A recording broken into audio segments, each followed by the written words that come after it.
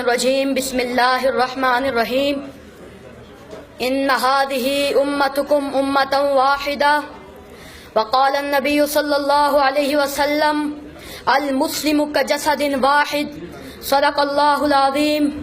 پھر سیاست چھوڑ کر داخل حصار دی میں ہو، پھر سیاست چھوڑ کر داخل حصار دی میں ہو، ملک و دولت ہے فقط حفظ حرم کا ایک ثمر، ایک ہوں مسلم حرم کی پاسبانی کے لیے، نیل کے ساحل سے لے کر تاب خاک کاشغر۔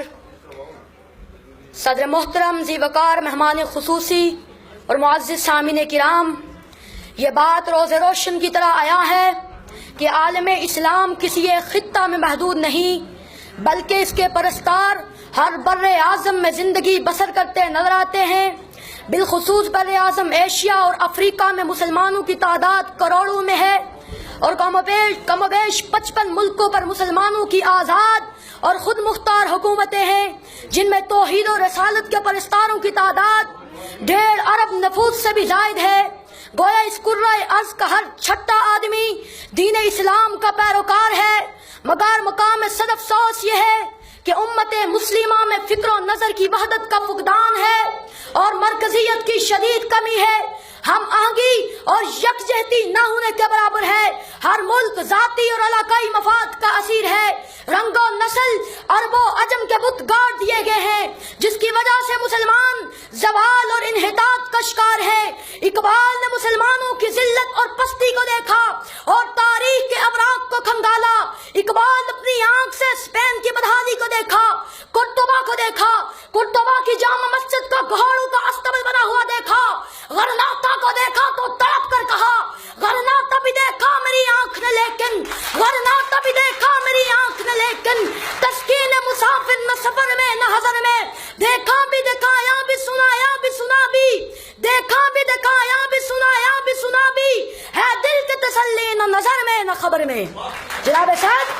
آج پوری دنیا کے مسلمان شدت کے ساتھ محسوس کر رہے ہیں کہ انہیں عربی اور عجمی کی بنیاد پر تختہ مشق نہیں بنایا گیا،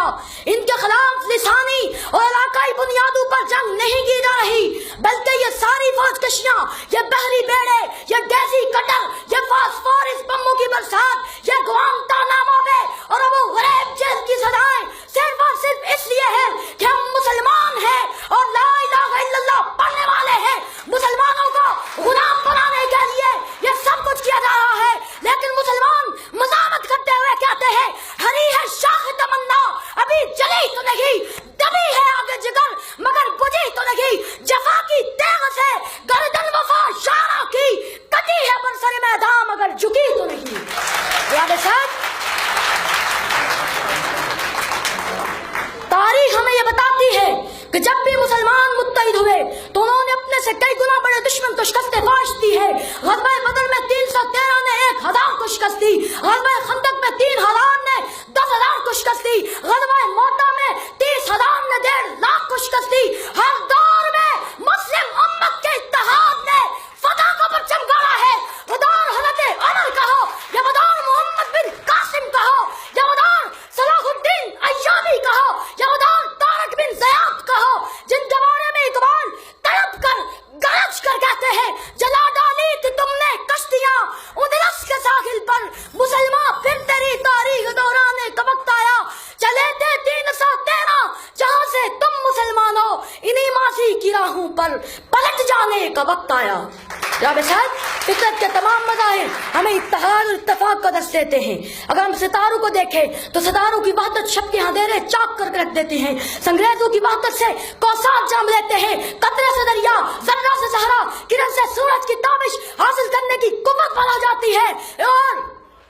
پاؤں کی ٹھوکر سے یہ بات ثابت کی جا سکتی ہے یہ عظمت باطل دھوکہ ہے، یہ صدمت کافر کچھ بھی نہیں، مٹی کے کھلونے ہیں سارے، یہ کفر کا لشکر کچھ بھی نہیں، اللہ سے ڈرنے والوں کو